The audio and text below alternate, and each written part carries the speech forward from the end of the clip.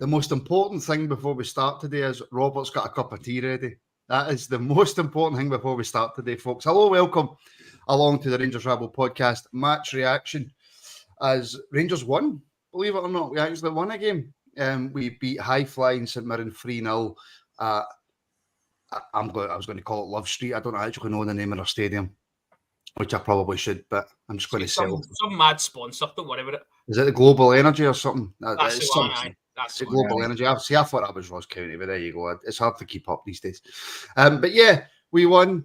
As Robert says to me before we started, we haven't turned a corner. We won a game against 10 men that we should have won. So I'm happy that we won. We will discuss the game. We will discuss individual performances. We will take your comments. So please get your comments in. As ever, please do give the show a like. And if you're not already, subscribe. Because we recently passed 9,000 subscribers. Now, I know there's people out there who don't like the Rabble. I know there's people out there who don't have a lot of good things to say about the Rabble. Have I made mistakes in the past? Yes, I have. Have I made big mistakes in the past? Yes, I have. Will I make mistakes going forward? Yes, I will. But I will always try and be the best version of myself, and I will always try and make the Rabble the best version of the Rabble. So to the people who don't like it, to the people who have negative things to say about it, whether it be on social media, to people who have videos that they want to release at the same time as us, I say to you, with the success that the Rabble is having, get it up, you. I am joined today by Robert and Connor. Robert, how are you? I am all right. Listen, as I said to you before we came on, see, that's one of the games where, see, if you're top of the league and you're 6 points clear, you just take the win and you move on. But because of the position we're in, you're probably going to analyse bits and bobs and get deeper into it. So, no, listen, a win's a win. A couple of decent goals in there. But, you know, there's still loads and loads that needs rectifying. There is. But Connor, you know, I don't want this to be one of those reactions where we go, hey, we won, but we were shite, and it's this, and it's this, and it's that.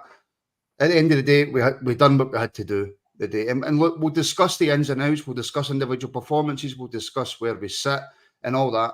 But at the end of the day, we went away to a team who are flying high, who are full of confidence. Yes, there's mitigating circumstances in throughout the game, but we went away to a difficult away ground and we won. Well, exactly. Listen, you know, ultimately job done. You know, it's 3 points in the bag away from home against a St Mirren team who have been flying. You know, they were unbeaten coming into this game. And scarily enough for us, could legitimately have gone 6 above us had they won. That's how well they started their campaign. So to go away there and get 3 points, you know, you've got to be happy with it, regardless of the circumstances or how it comes about. You get the 3 points, you get back in that bus, you got the road, and you'd be happy that we've, you know, tailed off what's been a fairly miserable week with, you know, a bit of a bright spark with a good result. Aye. And again, Robert, we weren't expecting, you know, to go to the Global Energy Stadium or whatever it's called and play fast, flowing football with everybody's confidence high in the air. I think before the game, there was a lot of people expecting, you know, maybe not to take all 3 points for this game. Aye, there was some jokes, I think. Especially Bruno. Aye, he's gone daft under us walking by the house. There was some jokes obviously about the price of St Mirren and whether it was worth a punt or not. They had obviously come into the game unbeaten. We were struggling for form. And I think, you know, you'll touch on it later on, but the sending off certainly helped us. I thought we started the game all right, actually, to be fair, and Lovely's a particular highlight there. And I never really felt that St Mirren were going to threaten us, if that makes kind of sense. And then obviously, as we said, the red card kind of helped us on, and we went on from strength to strength there. But it wasn't a dominating display, far from it.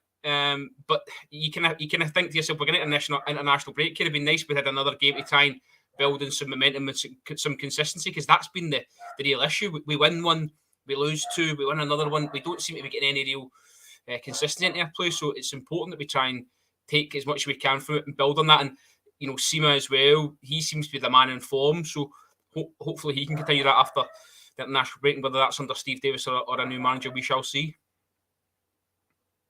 Yeah, I want to talk, Connor, quickly about the banner that was at the stadium today. Heartless, passionless, leaderless, not fit to wear our colours.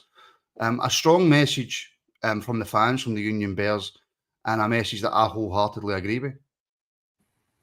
Yeah, it's hard not to agree with. It's a clear message fired directly, I think, everybody at the club, but I think mostly at the players and the way that they've conducted themselves, because it's not been good enough, and we know that. And you know, we're obviously hoping that whenever the new manager comes in, even before that you know, if we're continuing with Stephen Davis for a bit longer, that we see that heart and that passion come back out again, because they ultimately, the bare minimum ask for anybody in a Rangers jersey is heart and passion. Go and leave everything on that part. We obviously have an expectation to win, you know, every week when you're playing in the league, particularly. But I think you can accept if you have a bad result, if you've gave everything and you've maybe been a bit unlucky, or you know, a moment of brilliance has cost you. You can accept that. What you can't accept is the performances we've seen, particularly over the last couple of weeks, where there's just been absolutely nothing behind it. So it's a poignant message. It's, you know, similar to the banner we saw last season about upholding the standards that matter in terms of the silverware issue. Both are the right messages that to be sent out, and I hope those players have seen that banner today and can, you know, somehow pick themselves up, because the reality is, whatever happens, whatever manager comes in, we're not going to be able to change our full squad in January. So we need these players to find something about them to get us through this season, to make sure that we, minimum, you know, get our hands on a piece of silverware. I know, I think Bruno was demanding a new throw over on the couch there. I think that's why he was getting up his nut. On the game itself then, Robert, it started kind of 50-50 for me. Both teams, I would say, having a goal, but you know, we've seen I probably seen a bit more from St Mirren than perhaps what I expected. They were going for it. Well, you know, Connor and myself do the Scottish Football Show, so we look at these teams week upon week. This is exactly what I expected for St Mirren. They're very good in the full back areas. The midfielders get in and support, and they sort of play as a unit as well. So I wasn't shocked at how they started, absolutely not. I was shocked they didn't create any clear-cut chances, I must say, early on. I thought Tanza sort of blew one at the back post on his wrong foot. I did worry when that was going into him that was going to end up in the back of the net, but he didn't take it as well as I thought. And then, as I say, we sort of huffed and puffed, and the best sort of stuff seemed to come when Lovelace was on the ball. He seemed to be the highest player up the park at times. Still some issues with John Lundstrom, and I'm not going to batter him here, but you know, I still think we'd have been better off maybe starting Baylor Rice. Batter him. Robert Batter. No, I don't. Robert, no. For me, that performance for Lundstrom today was unacceptable. The guy done nothing. His first touch clearly hasn't improved. No. He offered absolutely nothing to that Rangers team today. And again, I think I put it on social media. Baylor Rice is sitting on the bench watching that and going, what do I need to do to get into this team? Well, this is what I said. Why wait till 88 minutes before bringing him on? I think you should have got maybe 20, 30 minutes at least, because Lundstrom wasn't pulling up any trees and that wasn't going to change. So a bit shocked at that, really. But again, comes down to whether a new manager will come in and go with these young players. These young players showed so much today. I was really pleased with both of them, pardon me.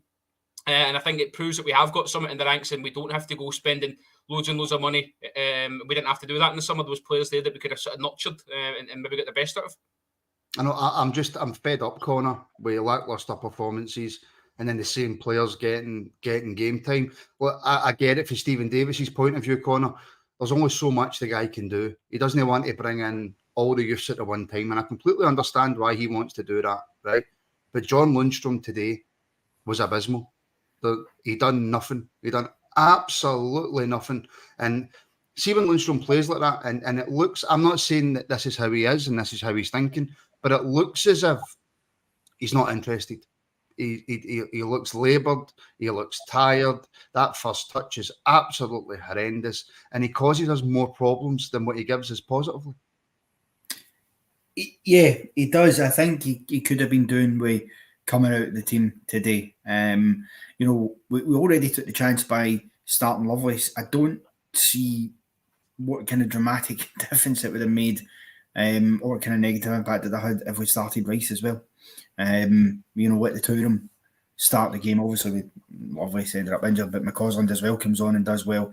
I just think I think the thing that frustrates me is the mixed messages about somebody like Bailey Rice, because we've been told basically since the start of the season by Beale and others that he's a talented player, that they believe in him, that they've got the confidence in him, but he's not getting more than a couple of minutes here and there as a cameo, which contradicts everything you're being told. And Lundstrom, for me, he just looks, he does look like he can't be bothered. He looks a bit tired, a bit, it's a chore for him to get himself up for these occasions. So why you wouldn't take him out of the team and bring in Bailey Rice, I don't know. I understand we are obviously a bit thin in the ground, having Ryan Jack out injured, because I imagine had he been fully fit, that might have been the change that they've been made today. It might have been that Ryan Jack would have started. But, you cannot keep giving the same players opportunity after opportunity when they're not doing anything to earn that right. Those young players today went out there and they bust their arses for us. They showed that effort that's been totally lacking with players like John Lundstrom for far too long now. And as far as I'm concerned, if you're going to get that out of them, give them the chance. I don't want us playing players that aren't bothered, that aren't going to lift a leg when it matters.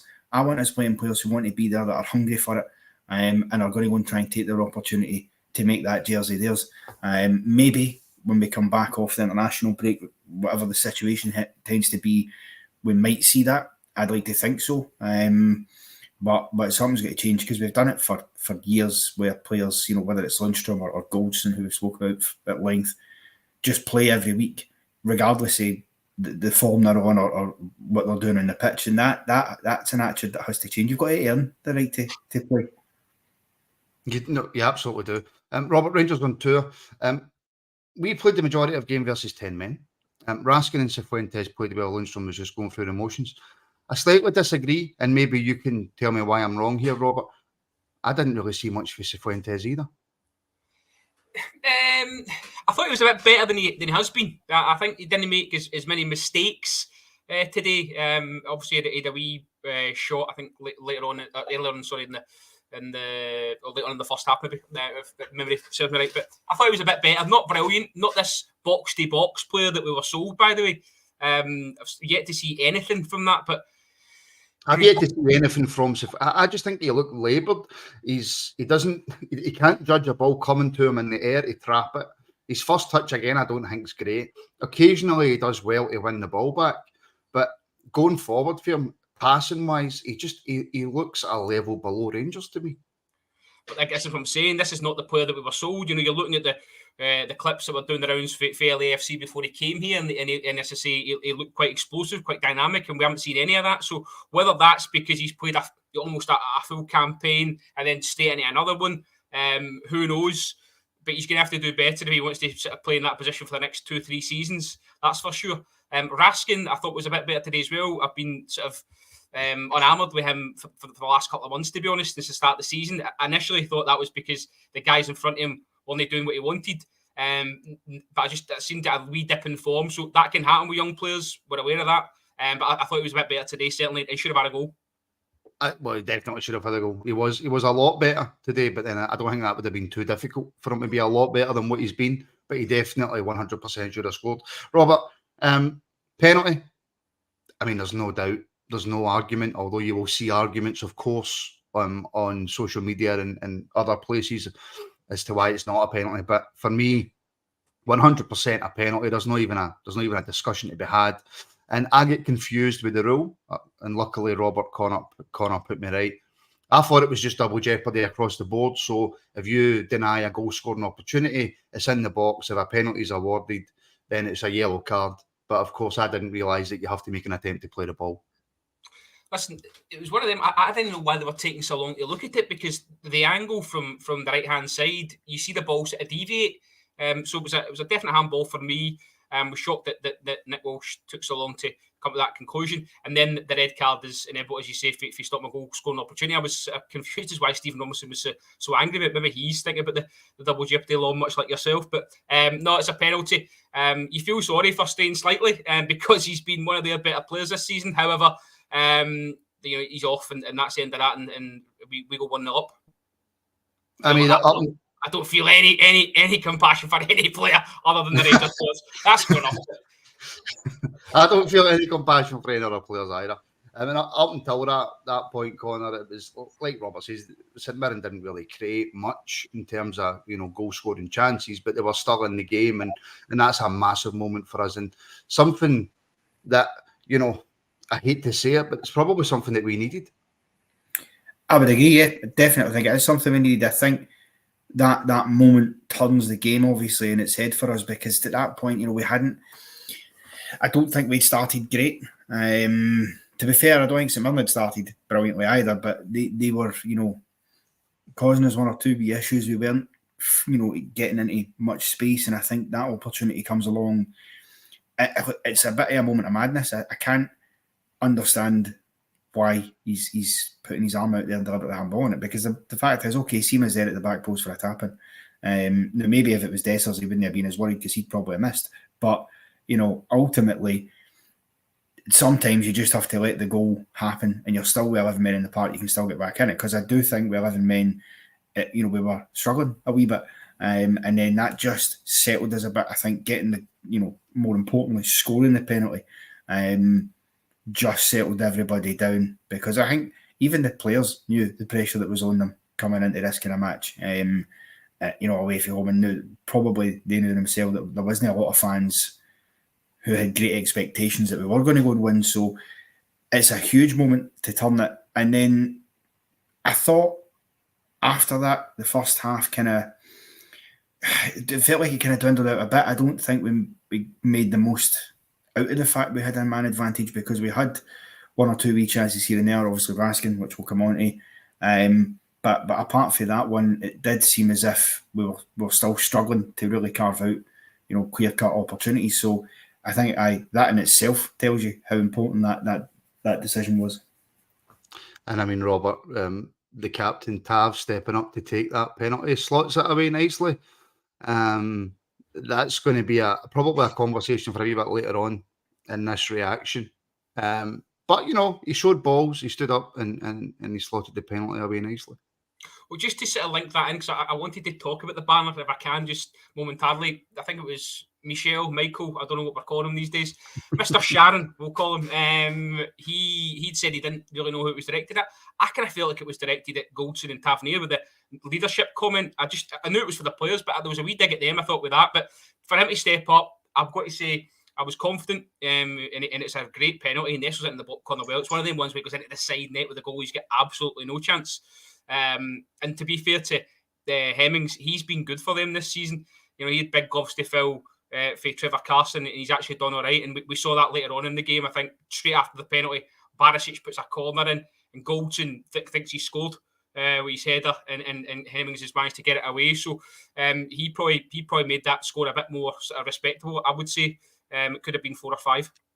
It could have been, to be fair. We did create some chances after that, and the game kind of petered out. We'll come to the second half in a wee second, Connor. But the biggest negative of today was the injury to young Zach Lovelace. And look, Zach looked as any young player probably would. And I know you've got to have the skill, to back that up, and Zach certainly does. But he was instrumental in obviously the penalty. Most good things were coming from Zach. And then that horrendous injury that he seems to have picked up. Not 100% sure yet what it is. Some of the vitriol coming for the stands was disgusting. Yeah, it was absolutely, no excuse for it. It was disgraceful. Look, we all know sometimes players do go down and milk things and that. We get that, right? That happens in football. Every club has players that will do that. And as fans in the stands, we can sometimes get frustrated. But the ultimate fact is, you can clearly see he's in a lot of trouble and he's in a lot of pain, and he's not just staying down for the sake of staying down.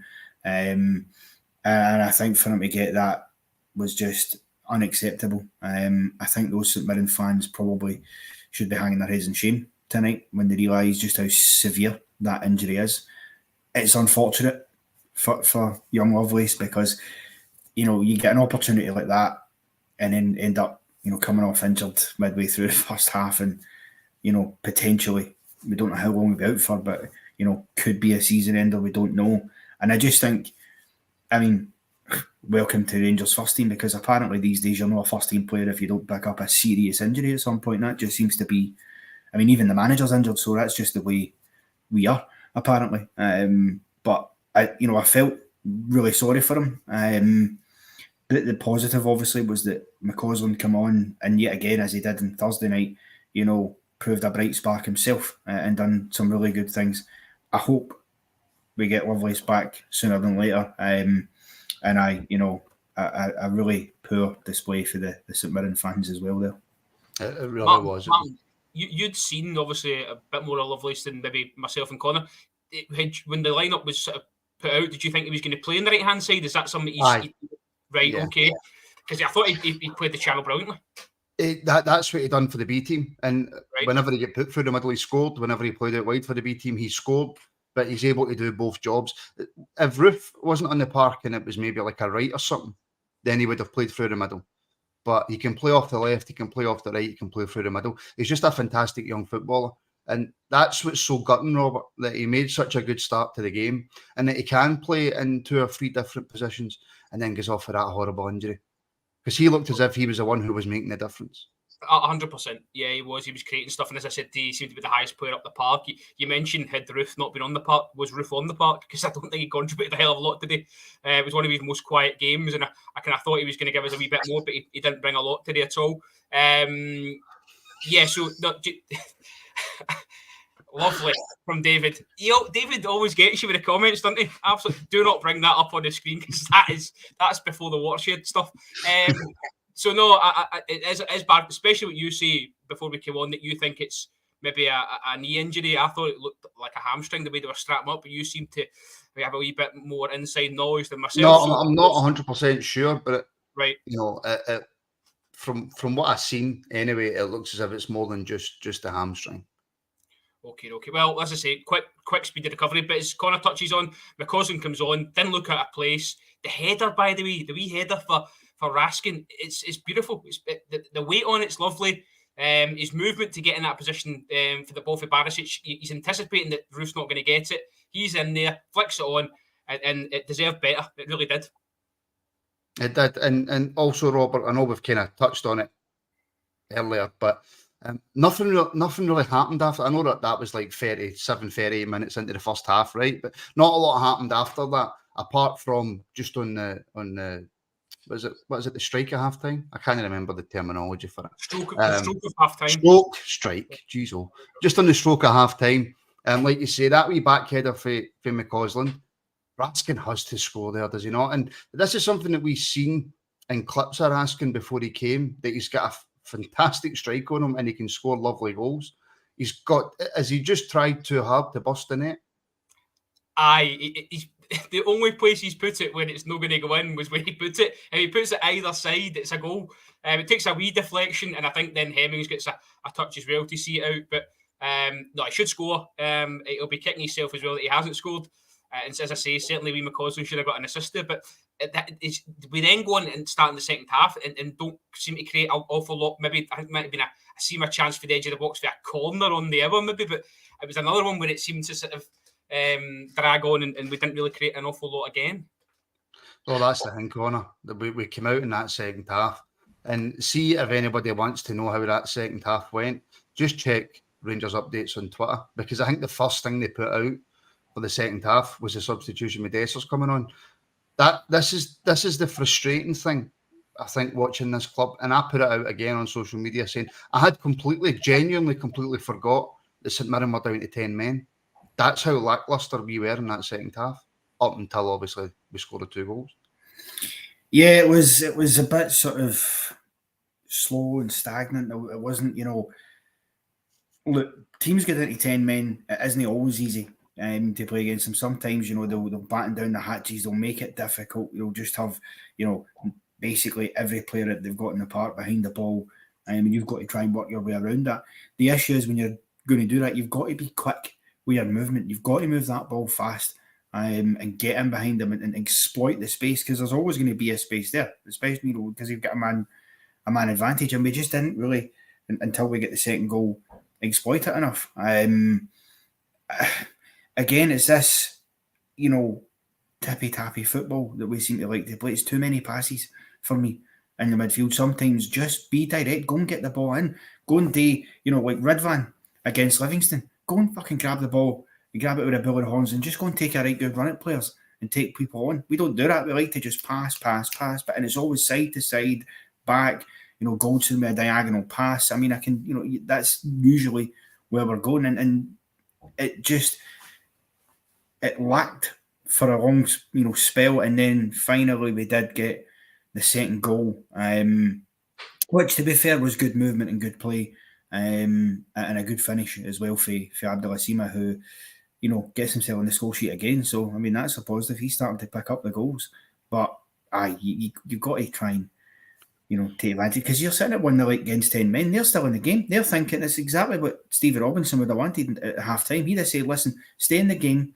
stay at 1-0, try and get an opportunity. If we can get a set piece, a free kick, a corner, whatever, we can still nick a point out of this game. And up until the last, 15 minutes to go or something, when we scored the second goal, they were still in the game, which is concerning, but at least we did finally put it to bed.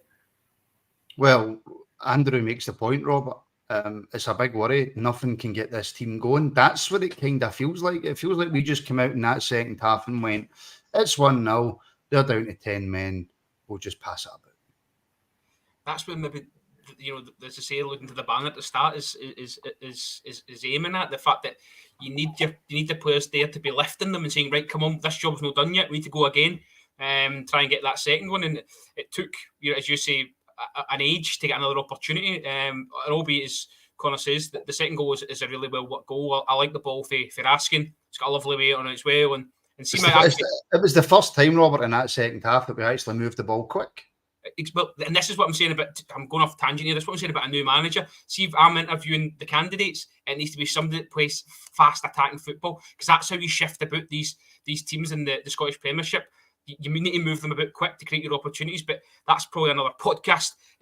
So certainly, you're right, it was the first time we'd done that. And I think as well, Seema gets a wee bit of luck. He hits into the ground and it takes a wee bounce up that seems to beat Hemmings or Hemming as well. So at that point, that was it. The game was done. As Connor sort of touched on as well, Seema is the man in form. He really is. You've seen Dessers go over to him and sort of begrudgingly, it looked like, congratulate him because he knows he's getting nowhere near it now. The only way Dessers gets back into that side is if his dad's the new manager. I'm telling you, there's just no other way for that man to get picked. So Seema, hopefully Seema can build on that again. The break maybe comes at the wrong time for him, but he's showing something. As you said sort of in the other pod last night, that he's turning players now and he's actually looking a bit more complete, if that makes sense. So hopefully that carries on.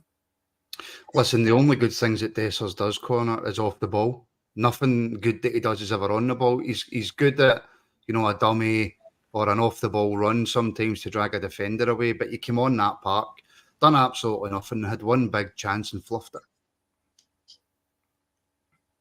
Connors went into serial killer mode there and totally froze on the screen. John Wayne Gacy's back. So I'll put that point to you, Robert. I missed it. What was it? It's that stare for Connor, isn't it? It's quite worrying. No, it's not always fair to judge a striker on one chance, right? Because Alan McCoy's, for example, he had 6 chances, but he scored 3 of them, right? That's the difference between Coisty and most other strikers out there at the time. Dessers comes on, offers nothing.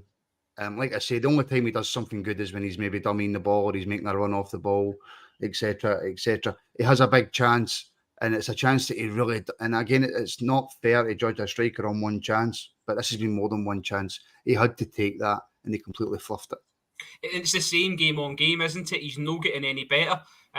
Whether that's a mentality thing, I don't know. But the trouble is at Rangers, we've been we've been brought up on good forward players. You mentioned McCoist. You know, we get the likes of Jelic, the Bulls. Peter Lovenkrantz for me was a great striker. And then you come into the guy that's just left the club, obviously Morelos, during his time. He got goals, split debate. Maybe you didn't like him, maybe he did, but he got the goal. So, you know, if you're wearing that number 9, you've got to bag, and he's just not doing it. And I don't see that turning round. And it's I don't want to use the word criminal, but I'm going. It's criminal that he got a 4-year deal, to be honest, because I can see him end up being punted on loan in January. I really can. And it's criminal that Beale chased him for 4 years, Robert. That's the criminal thing. Well, I don't know what he saw. I know Stu said he was 1 and 2, you know, before he came to Rangers and this and that, but he's offered absolutely nothing, and it's weighing heavier on him time and time again. I mean, I see him coming on there this afternoon, and he looked worried before he's even on the park. He's even on the park. I mean, I can't find the comment now, Connor.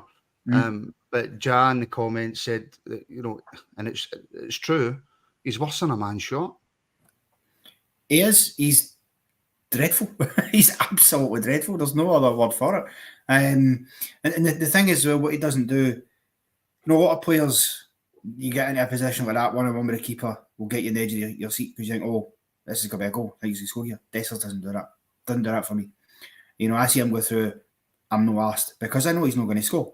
As simple as that. So I'm not going to get myself excited. But when that ball went through to him, I mean, again, for a guy who's meant to be a striker, how can your finishing be so poor?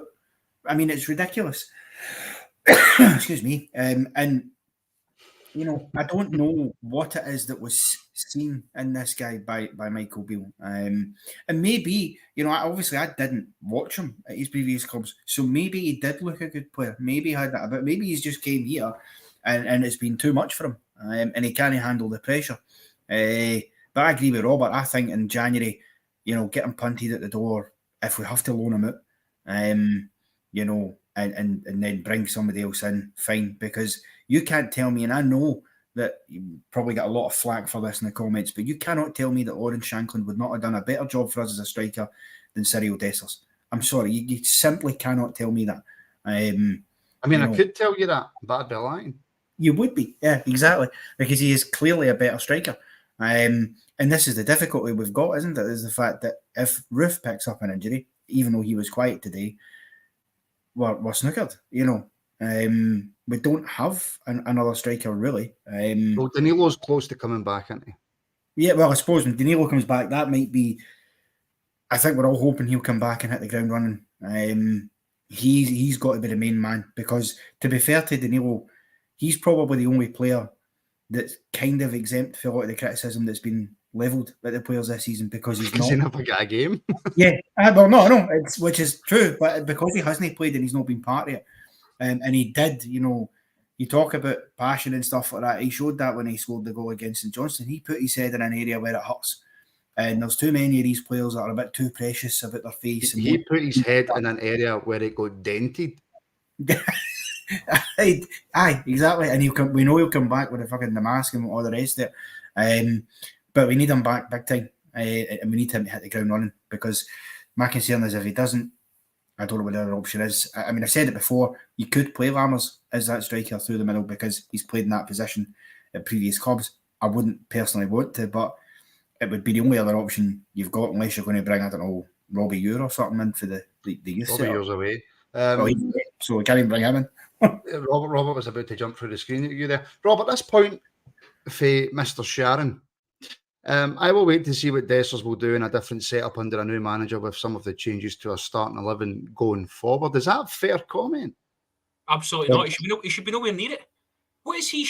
He's not even showing a glimmer that it's something in a systematic that he's not clutching to. He said chances and he's not taking them, and for me, that's just not good enough. So I'm sorry, I've never disagreed with Michelle so much in one pod, but everything he's put up is just winding me up. No, I'm not having that. As I say, I'm hoping that it's a shake his hand and move him on, and somebody else comes in, whether that's Lawrence Shankland or indeed Lawrence Llewellyn-Bowen, as someone put up there. Just MD, but Dessers at the minute. Do you know what? Until Connor mentioned, I completely forgot about Danilo. I'd forgotten about him because we're that deep in the mire that your sight's gone. You can't see the wood for the trees, kind of thing. So, no, delighted that Daryl is going to be coming back. Hopefully, will he be back after the international break then? Will he? Or should be, I think. Right. Okay. The updates that he's posting anyway, he's saying he's coming back soon. So you would expect, wouldn't you? Just as while we're on that, we spoke sort of pre-match that I thought Kieran Dowell was meant to be back before Raskin and Roof, and he's not even in the squads. What's happened with him? I mean, we do need some stuff to talk about tomorrow night. All right, so okay. Will we save that for tomorrow night, shall we? Okay, the thing is as well, to Michelle's comment, just to point out here about or give him a chance under different managers. Just go and look at this guy's stats. His last, including the 6 appearances he's made for us in his last 2 clubs, his last 57 appearances for club football, he has scored 16 goals.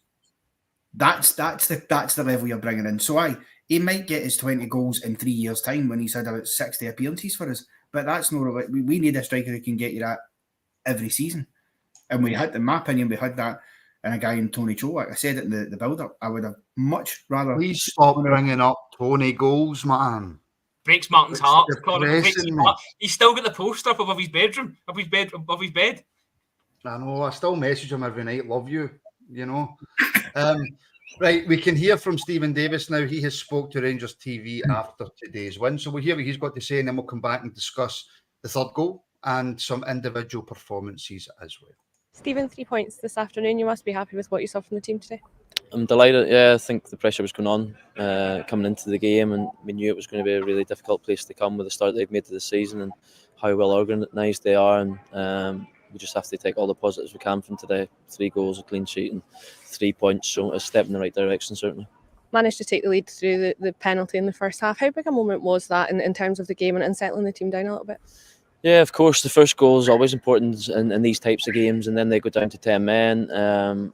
At times I felt we could have moved the ball better. I think we made it more difficult than what we had to for ourselves at that point. But yeah, for me, it's just all about taking all the positives we can out of today, and going into the international break was really important to do that. And yeah, it's a small step in the right direction, but I'm sure it'll give everybody a little bit of a lift, but we know there's a lot of work still to be done. What are some of those positives that you can take from the performance in the game today?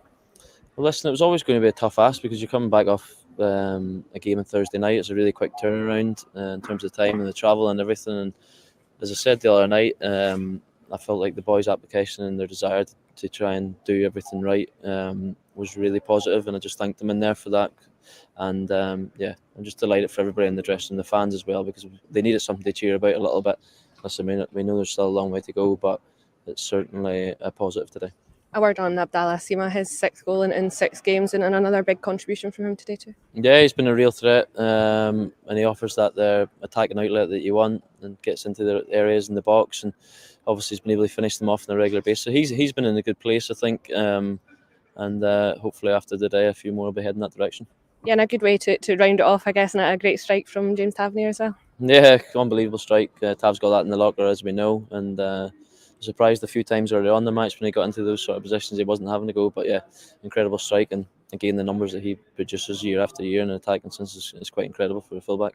You touched on it a bit earlier there, but what can this result do for the group of players and the dressing room moving forward now? As I said to them in there, it's just about we just have to be positive, because I do believe there is quality in that dressing room. We've also having players coming back, hopefully in terms of after international break there might be a couple more available. So of course, whenever you're in those moments, confidence is into it, belief's into it a little bit, but we just have to believe in ourselves a little bit and keep working hard, and the performance will hopefully continue to improve, and we'll gradually build the game. But yeah, I think it's nice to finish in a win this week. Well, Robert, he mentions positives there. He mentions that, there's players in that dressing room that do have quality. He also touched on Tavernier, Tav getting the 3rd goal. This was always going to bring up the debate from people who like Tav, from people who don't like Tav. Is that Tav back? We can't criticise Tav anymore. Where do we stand in the whole Tav debate? Well, listen, there's no debate around what he brings in terms of goals. Obviously, he steps up with the penalty, and the 3rd goal's an absolute cracker. There's no doubt about it. Hits it sweet. We've seen him do that for dead ball scenarios as well. However, there's just too many times now, getting caught out where it's defensively, and he doesn't seem to be sharp, shall I say, in the final third on the right-hand side in terms of getting balls in. He seems to be taking them earlier than most, or not hitting the spot. So I don't know. I still think we need somebody else in there, and maybe if Tavernier drops down to a squad player, I wouldn't have any issue with that. But we can't really keep. I don't think it's fair on him to keep getting him to carry the torch, and he's not going to be the player that scored all those goals in the Europa League 2 seasons ago. He's not the player that charged us towards a league title. He's older now. He's having to develop his game, and it's not working for him. I don't think we're not seeing the best of him in terms of being effective, and then that's what's piling on the pressure as well. So I think no, it doesn't bring on the debate that he's back, because I don't think we're going to get that Tav back now. He's older, as I say, his legs seem to have gone somewhat, and he's not the only one. So I just think it needs a freshen up. Like not to sound too much like one of the old podders, McGraw, but Alex Ferguson used to sort of change up his teams even when players were at their peak. He'd move them on because he knew that the cycle had to be changed, and we've not done that, and I think that's been to our detriment. So that needs to change, and it needs to change. Hopefully, I'm just hoping this new manager comes in and is ruthless. He needs to be ruthless, because if he's not, and we're looking at a new gaffer in 2 weeks' time, all excited, and then he lines up against Hibs with the same sort of personnel, then we're going to be questioning what's actually going to happen here. So no, I don't think Tav's back. I think we can still rely on him, certainly, but not to the degree we have been doing. No, but probably agree with that. The one thing you did mention there, Connor, was something that we spoke about as well. There is a few players that will return after the international break. I'm guessing he's probably referring to the likes of Danilo, Dowell, not sure on Lawrence. But I think in all the furore and all the anger and all the poor performances and all the terrible manager decisions, I think we have forgot that we do have quite a few players out injured. And I don't know how much that would have changed Michael Beale's tactics or the way that we played or the results or the performances. But there is a couple of players there that we need to get back, and we need to get back pronto. There is, without doubt. Obviously, we've got major injury problems. Cantwell as well. Sorry, I forgot about Cantwell. I don't know how you forgot about him. You're meant to be his biggest fan. Jesus, went aside then, Martin. No, I think clearly we've had major injury problems, just like we did, ironically, around about this time last season when Gio was getting shown the door. I don't know what goes on in our training pitch, but why on earth do we, for years now, always injuries, always multiple players going down with loads of different injuries. Okay, Denny was an exception to the rule because his is, as we discussed, he's just one of those freak incidents. But the others, we're not doing our homework on players properly. We're not understanding their injury histories. I don't know. But we also can't forget that, it's great to see, get these players back. But 2 out of the 3 defeats we've had in the league, these players were in the team when we lost those games. You know what I mean? So they were in the team for the Kilmarnock game, which was a dreadful opening game, and they were in the team the Celtic game as well. And again, we didn't take advantage of the fact that they had all sorts of injuries and had a weakened back line either. So yes, get them back in, but they also need to step up a gear as well. Cantwell for me, I think is probably the best midfielder in the league if he plays at his best. I think Tom Lawrence is a steady hand, but again, can these players make the difference when they come back in? How long is it going to take them to get back up to speed? All these things are questions worth asking. Of course, Ryan Jack is another one who's out. Matondo. Matondo. And to be fair with Matondo, he's somebody as well, that explosive pace. You talk about energy. We could have been doing with a Matondo on the park on Thursday night, to be fair. When you've got a team who are clearly tiring and we don't have any pace coming at them, so it's an easy day into the office. So it's important, but we can't excuse these players from their share of the blame for how poor the start of the season's been, because they weren't pulling up any trees either in a number of the games. So I get them back in the door, get us a full squad to pick for a game, and let, whether it's Stephen Davis come the Hibs game, whether it's a new manager, whatever, let them assess what the options are come then. Yeah, I agree. Just on a couple of individual performances then, Robert. Connor Goldson today, to me, A couple of nice long passes. We know Connor's got that in the locker. A couple of wayward long passes as well. But with regards to his defending, he obviously picked up a yellow card when, I can't remember the boy's name, skinned him. And he looked a wee bit all over the place defensively for me.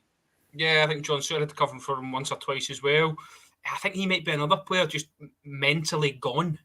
Do you know what I mean? I don't think he has had the benefit of a pre-season. There was, Ian alluded to it on the build-up, that how are Goldson and Tavernier getting picked every week. I kind of feel like it takes for them to say to the manager, look, Gaffer, I don't want to play today, for them to be dropped. Leon Balogun was brought in for maybe days like today, where you've just played a European game away from home. You bring him in to freshen it up. I've always, I'm not saying Leon Balogun should be playing 40 games a season for Rangers. However, he's there for a reason. He's there to help you out, and he's somebody you can rely on. I really do feel like we're persistent with Connor Goldson again and watching him just go downhill. He maybe just needs pulling it for a couple of weeks and something. I don't know whether it's mental or it is he needs something. Some coaching. I don't know, but your dog's getting Newcastle now. It's My daughter. So I don't know what we do there. It seems to be since he's come back in this season, he's not hit anywhere near the heights that we saw from him, because he's been colossal for us. Let's no doubt about it. All those European appearances, he's been really, really good for us. So I don't want to run him down too much, but I just feel like this season he's been nowhere near himself. No, and actually, I should just say, David Lyme with a £2 super chat. Thank you very much, David. Greatly appreciated. And of course, one of my favourite names, Beep Bop Boop, with a super chat as well. Thank you very much, Beep. Connor John Suter proved why he should be captain today. I don't know how much I agree with that, but I think there could be an argument made for Suter to be played on that right-hand side of defence and Davies to be played on the left-hand side. I'd agree with that point in terms of that. There's definitely an argument for that, I would say, because I think as well you can't have a player like Suter, especially when he's fit, and have him spending as much time in the bench as he's been. I get the Davies Goldson partnerships, obviously, up until Aberdeen last week hadn't actually lost a game, but they just lost 2 in a row. So, things do change. So I do think, we should be getting him into the team. It might not have been a bad call for the day. Whether he's shown qualities to be the captain, I'm not so sure. Because the one thing I think for James Tavernier that goes in his favour as captain is that the levels of fitness that he's shown. He's almost never been out long-term injured since he came in. He had that injury, was it 2 years ago, he picked up in Europe to his shin. He was out for a bit. That's when Nathan Patterson obviously first started breaking in. And what a job he done, obviously. But apart from that, he has actually maintained a remarkable consistency with his fitness. And I don't want, as much as I like Big John Suter, I'm not sure he would be my captain, because I wouldn't want a captain that I couldn't guarantee you could get me 20, 25 games a season, with the injury problems. And I don't know whether the day showed anything other than what I'd expect. It was a decent performance for him. I don't think, in all fairness, after something went down to 10 men, it's not like he had loads to deal with, to be fair. But I agree with you in terms of putting him in the right side of that back two. That I'd quite like to see. I think there's a strong case to do that. And to freshen up, because I actually think Connor Goldson just needs a rest. I think he's knackered. I think the guy's come back off an injury. He's clearly not been his old self since he came back for that, and he's been asked to play just about every game and every minute of every game. That seems a bit heavy going on him. So I'd like to see him get rested a bit more and utilise, as Robert said, the likes of Balogun, and obviously you've got Davis there as well. You can rotate that position. Listen, I have to qualify what I said. For me, Davis isn't the answer either.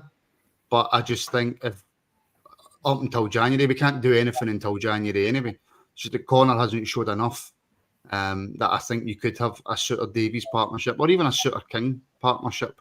For the first at least, Robert, 2 or 3 games after the international break. I think there's a few people taking what me saying Davies in the comments is I literally want Davies in the team all the time. That's not true.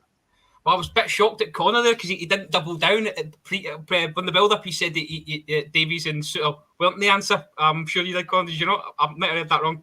You did. Oh, hey, let's just no.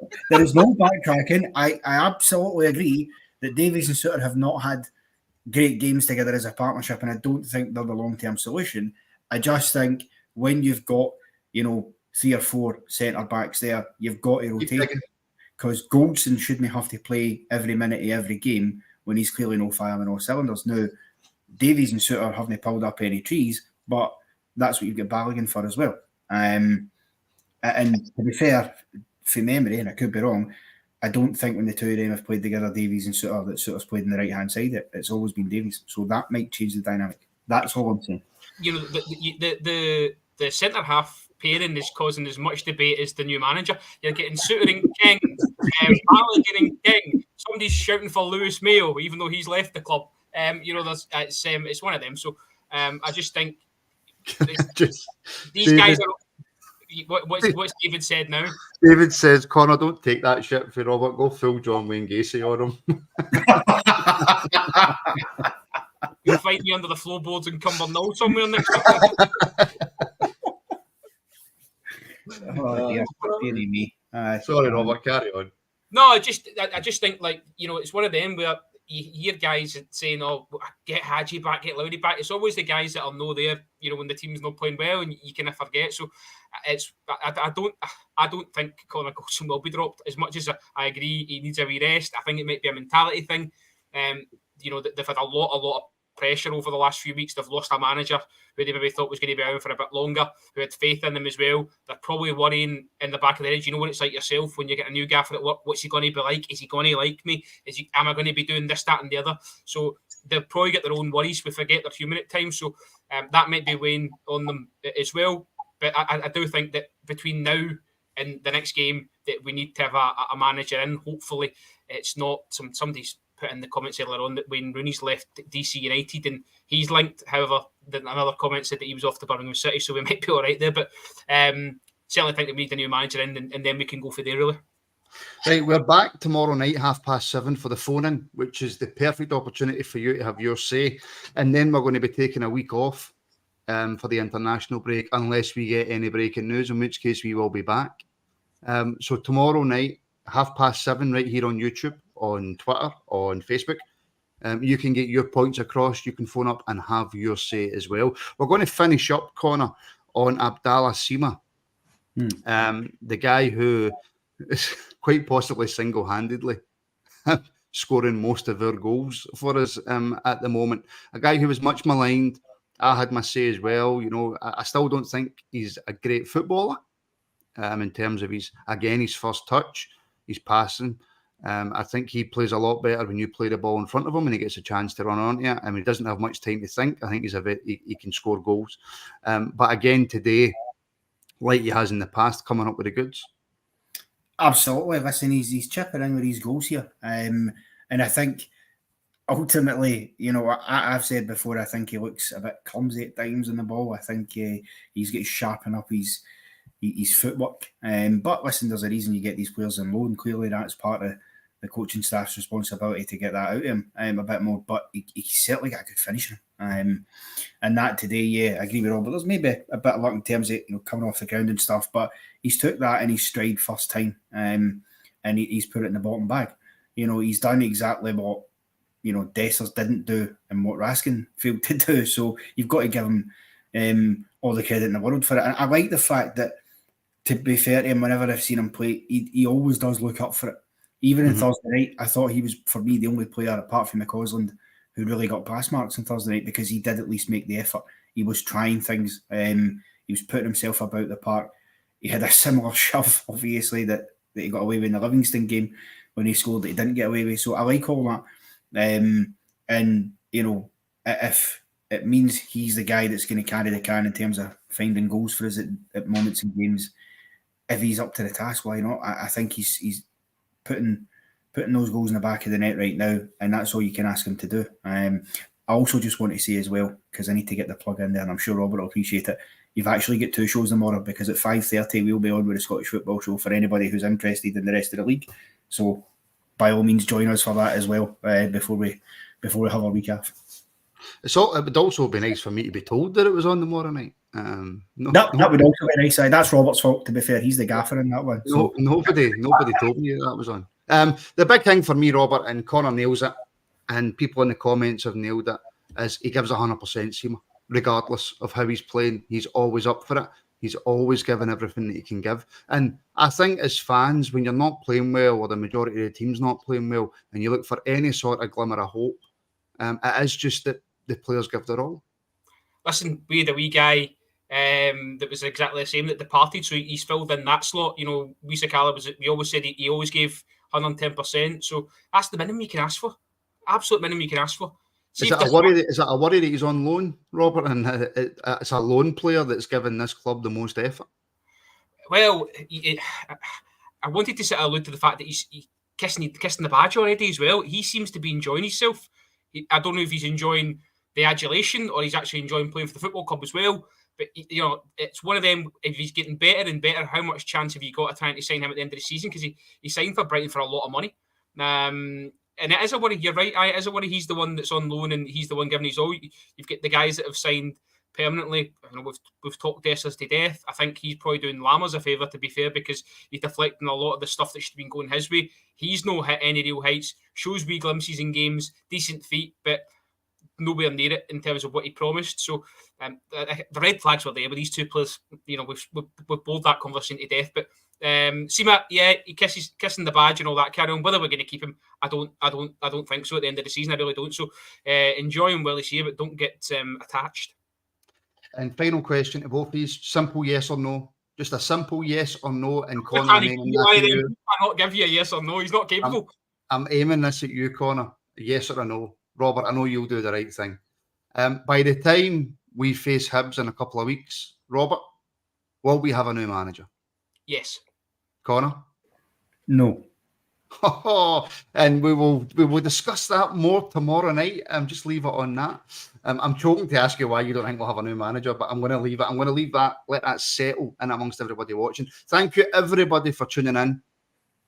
Again, today we have more numbers for a win because we normally have loads. If Rangers lose, then most of you watching can imagine that, you know, we have a lot of numbers watching.